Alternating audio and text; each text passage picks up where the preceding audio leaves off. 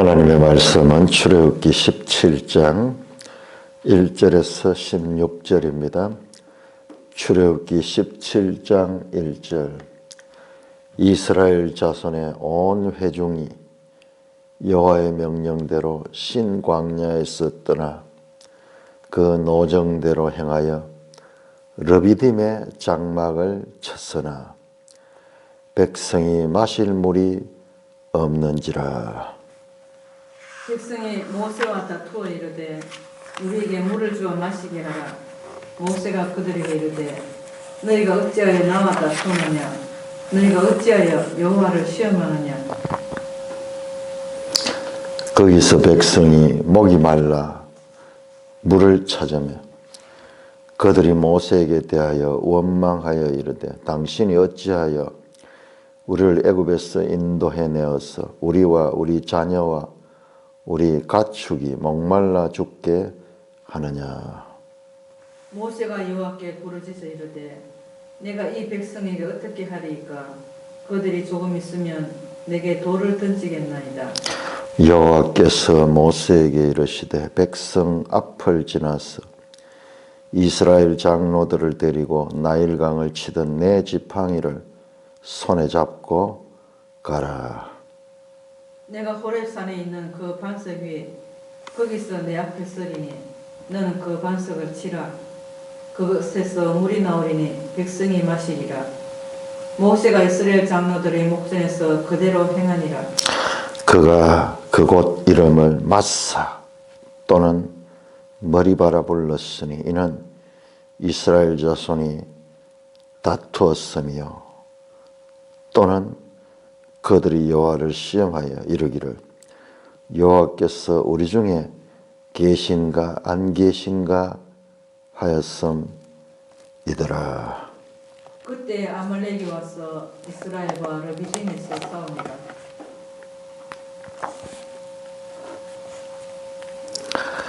모세가 여호수아에게 이르되 우리를 위하여 사람들을 택하여 나가서 아말렉과 싸우라. 내일 내가 하나님의 지팡이를 손에 잡고 산 꼭대기에 서리라. 여호수아가 모세의 말대로 행하여 아말렉과 싸우고 모세와 아론과 훌은 산 꼭대기에 올라갔어. 모세가 손을 들면 이스라엘이 이기고 손을 내리면 아말렉이 이기더니 모세의 팔이 피곤함에 그들이 돌을 가져다가 모세의 아래에 놓아 그가 그 위에 앉게 하고 아론과 훌이 한 사람은 이쪽에서 한 사람은 저쪽에서 모세의 손을 붙들어 올렸더니 그 손이 해가 지도록 내려오지 아니한지라. 여호수아가 칼날로 아말렉과 그 백성을 쳐서 무찌르니라. 여호와께서 모세에게 이르시되 이것을 책에 기록하여 기념하게 하고 여호수아의 귀에 외어 들리라. 내가 아말렉을 없이하여 천하에서 기억도 못하게 하리라. 모세가 제단을 쌓고 그 이름을 여호와 니시라 하고 이르되 여호와께서 맹세하시기를 여호와가 아말렉과 더불어 때대로 싸우리라 하셨다 하였더라. 오 하나님 아버지 은혜를 감사합니다. 지난날 하나님께서 말씀으로 저희를 인도해 주셨지만 그것을 잘 깨닫지를 못했는데 이제 그 하나님께서 그때 왜 그렇게 하셨는가? 그때 또 하나님께서 그렇게 인도해 주셨던 것들을 말씀을 통하여 확인하게 해 주시니 감사를 드립니다. 오 하나님 영광 존귀 찬송 세세토록 받아 누리옵소서. 예수님 이름으로 감사하며 기도드리옵나이다. 아멘. 자, 우리 출애굽기를 다시 한번 기억했는데요. 출애굽기 15장 22절에서 17장까지, 여기 18장은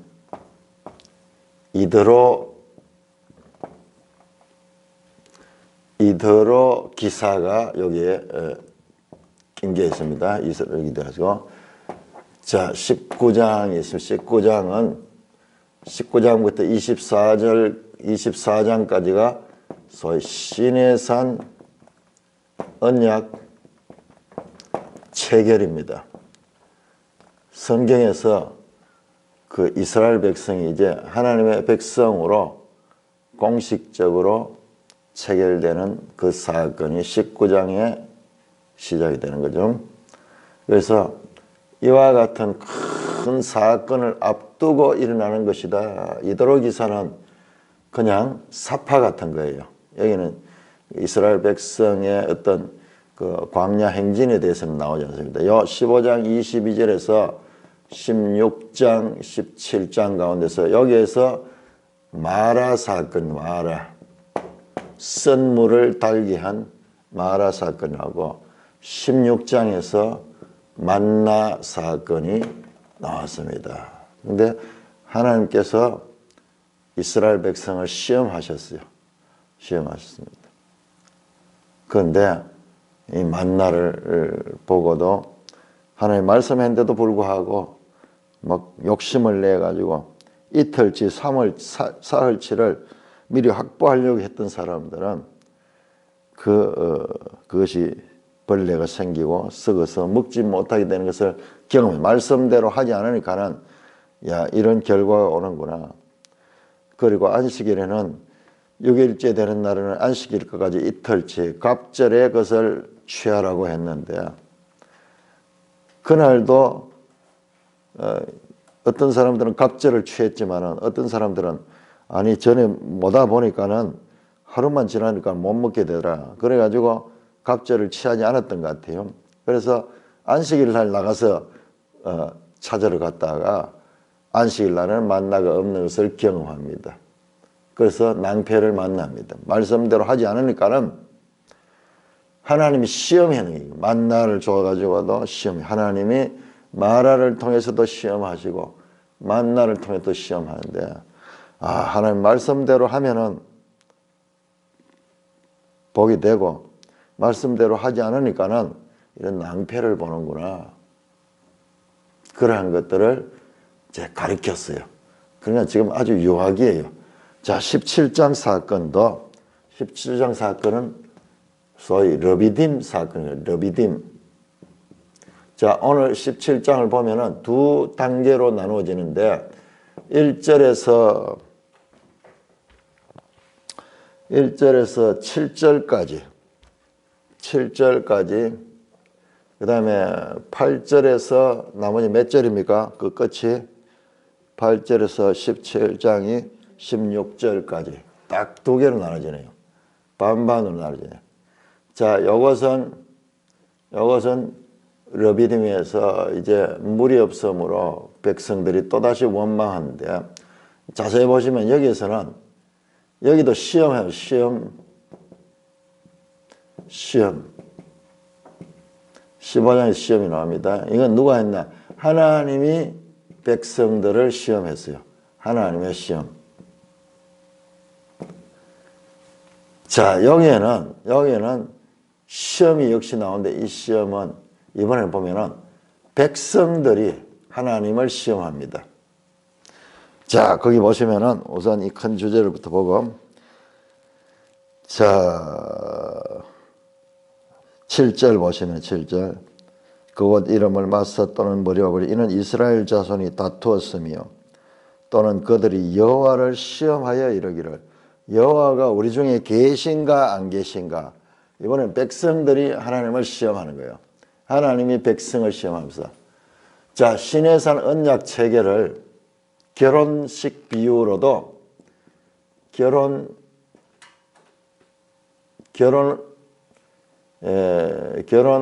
언약이라, 그 결혼 언약식이죠. 결혼 언약식을 비유를 한다 그러면은 아직 결혼하기 전에 처녀 총각 때 서로가 상대방을 지금 테스트하는 거예요. 상대방. 그래서 이걸 꼭 나쁜 의미라고만 보기보다는요. 그러면서 알아가는 거예요. 알아가는 상대방이. 백성들도 신랑인 하나님을 시험하고 하나님도 백성들을 시험하고 그런데 하나님이 꼭 시험해봐 알겠어요. 이게 우리 눈높이에 맞추어서 이야기하는 거예요. 지금 보니까는 이 나이에서 내가 돌이켜서 이 경험을 보니까는 이야 이게 참 기가 막힌구나. 자 그리고 그때로 시작합니다. 그때 기다렸다는 듯이 항상 여기 16장에서도 그때가 나옵니다. 적합한 때 16장 4절에 보시면은 그 백성들이 원망하는 바로 그때의 타이밍을 맞춰 하나님께서 자신의 뜻을 드러냅니다. 그러니까 이런 시험 사건은 하나님을 알 수 있는 그와 같은 기회가 되는 거예요. 그러면서 지금까지는 원망하면은 응답해주고 원망하면은 그냥 들어줬는데 이번에는 그 원망하니까는 여기서 하나님께서 아말렉을 보내가지고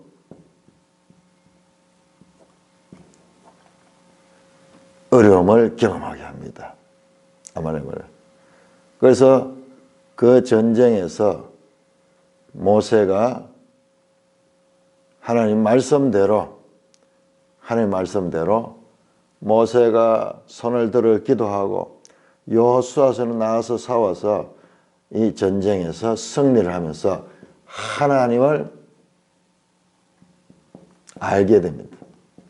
이야, 우리 하나님 이런 분이구나. 말씀대로 순종하면 그러니까 요아 시절의 첫 그와 같은 그리고 외부적인 이런 공격으로서는 이 처음이에요. 처음으로 이제 승리하면서 여호와 니시 여호와는 깃발이다 하는 것을 경험할 수 있도록 그렇게 합니다. 야, 이분하고 함께 하면은 우리가 살 수 있구나. 이제 그런 하나님에 대한 신뢰감을 갖게 됐죠. 그런 다음에 이제 결혼할래? 내하고 계약을 맺을래? 예. 이야기하잖아요. 하나님이 십계명 주면서 나는 너희를 애굽 땅 종된 것에서 이끌어낸 하나님이다. 지금까지 하나님이 누구신가 알게 하고 그렇게 하네요. 맞습니다.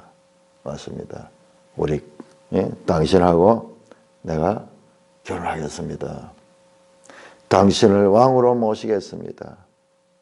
당신의 나라의 백성이 되겠습니다. 그 언약 체결을 했는 거예요. 그냥 한 게 아니에요. 하나님 주권적으로 하심에도 불구하고 그 과정에서는 사람의 동의를 얻어가지고 그런 하나님이 사람의 책임을 무시하지 않는다는 거예요. 사람의 그 역할을 무시하지 않고 사람의 의무를 무시하지 않고 이 두 가지가 나오는 거예요. 바로 하나님의 주권과 사람의 책임. 전능하시고 절대적인 하나님이지만 절대로 하나님께서 일방적으로 일하지 아니하고 사람의 더불어서 동의를 얻어서 계약을 맺어서 일하는 거예요. 이 계약 맺기 전까지는 마음대로 시험할 수 있으면 계약 맺고 난 다음에는 이제는 계약을 어겨서는 안 돼요. 여기는 엄청난 책임이 따릅니다. 그러니까 지금 보세요. 17장과 18장 기사는 삽입된 기사고 이 17장까지가 바로 이와 같은 과정을 가는 과정에서 하나님을 알리고 서로 언약 당사자 간에 신뢰할 수 있는가 아닌가 시험하는 그 내용들이 나오잖아요. 그 정교한 구조로 이 성경이 기록됐다는 것을 알게 됩니다. 자, 본문을 살펴보겠습니다. 이스라엘 자손의 온 회중이 여호와의 명령대로 계속 이 나오죠. 이스라엘 자손의 온 회중, 이게요 광야 교회예요. 이 회중이라는 게 이게 무리를 가리키는데요. 교회가 바로 회중이에요. 그러니까 미국에는 소위 회중 교회들이 많잖아요. 이 콩그리게이션, 교회라는 뜻은 회중이라는 뜻이에요. 그러니까 이 스데반이 사도행전 7장에서 이스라엘 역사를 이야기하면서 광야 교회 때 하는 말을 표현하는 게 바로 이거예요. 그러니까는 이스라엘 백성들은 그 나라 전체가 신약 시대의 교회를 예표하는 그러한 것임을 우리가 알 수가 있습니다. 이스라엘 자손 온 회중이 어떻게 여호와의 명령대로 명령대로 신광야를 떠났습니다. 이전에 신광야에 머물렀죠. 이 신광야에서 이 만나를 경험했잖아요. 이제 거기서 떠나가지고 그 노정대로 이 코스가 있었어. 행하여 다음 신광야를 건너서 그 다음에 어디가 르비딤으로 가는 길이었습니다. 이게 하나의 노정. 이게 우리 신앙으로 쳐도 신앙의 하나의 과정이에요. 과정. 먹고 사는 문제로 이 원망하고 그리고 하나님의 은혜를 체험하고 그러면서 이제 하나님을 알아가는 거예요. 르비딤의 장막을 쳤으나 우리 지도 한번 볼까요? 121쪽. 자, 지난번에 우리가 조금 잘못 받는 게 있어요. 121쪽.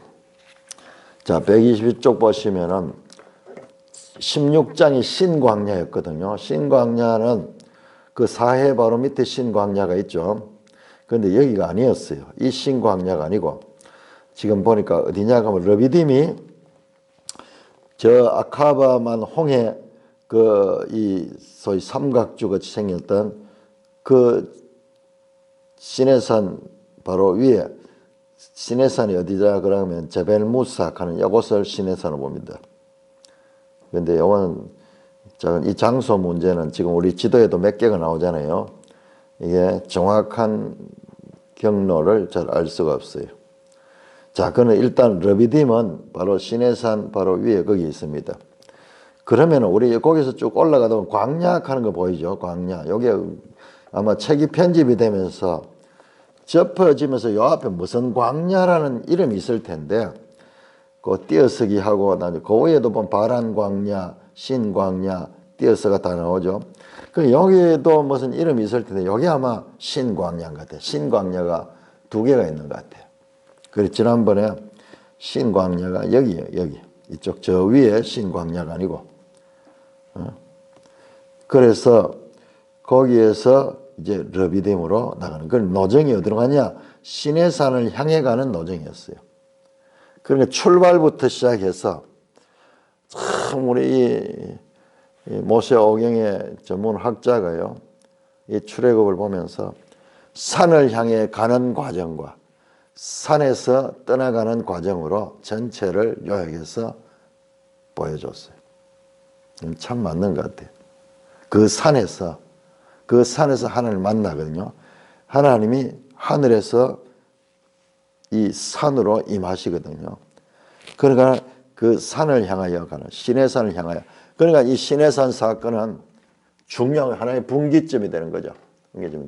이 모든 것들이 이 산을 향하여. 그 다음에 여기서 언약이 체결돼 가지고 다시 가나안을 향하여 가니까는 이 지리죠. 엄청난 그 내용이죠.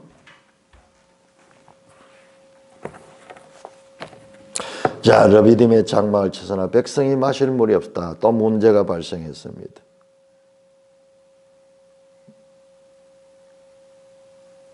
백성이 모세와 다투어 이르되 우리의 물을 주어 마시게 하라. 모세가 그들에게 이르되 너희가 어찌하여 나와 다투냐? 너희가 어찌하여 여호와를 시험하느냐? 자, 16장 보시면은 16장 7절 8절 16장 7절. 자, 여기에서 백성들이 이제 양식이 다 떨어지니까는 원망했어요. 그때 하나님께 이 모세가 그 백성들이 모세에 대하여 원망하니까는 7절 후반절에 우리가 누구이기에 너희가 우리에 대하여 원망하느냐. 그래 하면서 그 8절 후반절에 우리가 누구냐 너희의 원망을 우리여 함이 아니요 여호와를 향함이다. 백성들이 모세를 향하여 원망하지만 실제로는 여호와에 대한 원망이다. 지금 여기도 꼭 같은 내용 17장에도 지금 2절에서 너희가 어찌 나와 다투느냐 너희가 어찌 여호와를 시험하느냐 자꾸 알아가고 이제 알아가는 거예요. 모세도 이전처럼 그렇게 당하지만 않고 이 하나님 앞에서 이 모든 문제를 지금 생각하기 시작하는 거예요. 백성들이 모세를 향하여 다투는 것은 하나님을 시험하는 거다. 하나님을 향하여 그 원망하는 거다. 거기서 백성이 목이 말라 물을 찾으며 만나는 있는데 물이 없는 거예요. 음식은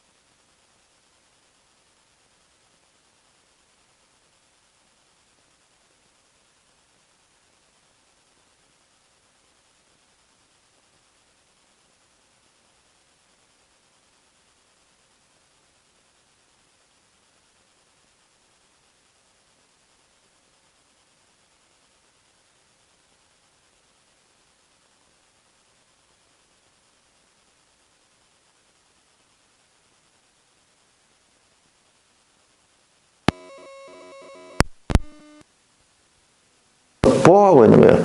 이 아말렉의 역할이 있는 거예요. 역할이. 그러므로 이 하나님의 백성들은 이 하나님을 의지하면서 여호와 니시 하나님을 의지하면서 문제의 모든 키는 하나님이 쥐고 있다는 걸 알고 지금 요것만 없애 주세요. 이렇게 기도하는 것은 우리가 경제가 어렵습니다. 좀 잘 살게 해주세요. 하나님 저 정권 없애 주세요. 이건 하나님 백성의 기도가 아니에요. 하나님 내가 저들을 원망하는 것이 아니라 저들 배후에 계시는 하나님이 지금 어떤 뜻으로 이 아말렉을 사용하고 있는가, 저들을 사용한 걸 알게 하시고, 하나님 내가 하나님 보시기에 합당한 자로 한국교회가 진리 가운데 하나님 뜻을 가운데 합당하게 세워지는 그와 같은 기회로 삼게 하여 주옵소서. 아말렉과의 전쟁은 대대로 더불어 있다고 말씀했습니다. 우리는 전쟁이 없어지는 것이 목적이 되어서는 안 돼요. 이 아말렉은 하나님의 백성들을 하나님의 백성답게 만드는데 귀하게 사용이 되고 있다. 하나님의 관심은 그 백성들에게 있어요. 그 부모의 관심이 수많은 아이들이 운동장에 있지만은 그 부모의 관심은 그 한 아이의 초점이 맞추어지듯이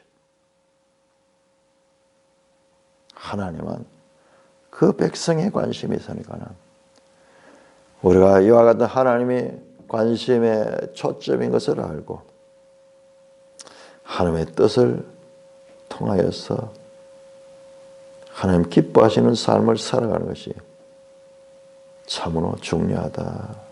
아말렉을 제거하면은 문제가 해결이 되는 거 아닙니다. 하나님과의 바른 관계에 서는 것이 문제의 해결입니다. 어떤 면에서 이 문제는 계속 우리를 기다리고 있을 것입니다. 왜? 이 문제들은 위장된 축복이요. 가장된 축복. 이건 세상이 죽었다 깨도 알 수 없는 거예요. 경험하면서도 그 경험이 헛된 경험, 학습 효과를 내지 못하도록 하지 아니하도록 하나님께서 이 말씀을 기록했고, 우리 참 소름 끼치잖아요. 3500년 후 이 대한민국 경산 땅에서 살고 있던 한 인생에게도 이 원리를 통해서 동일하게 접근하시고 다루시는 그 하나님. 이 성경이 너무 놀라운 거죠. 하나님의 지혜가 이 말씀을 기억해서 지금도 어린 이스라엘을 르비딤에서 인도하셨듯이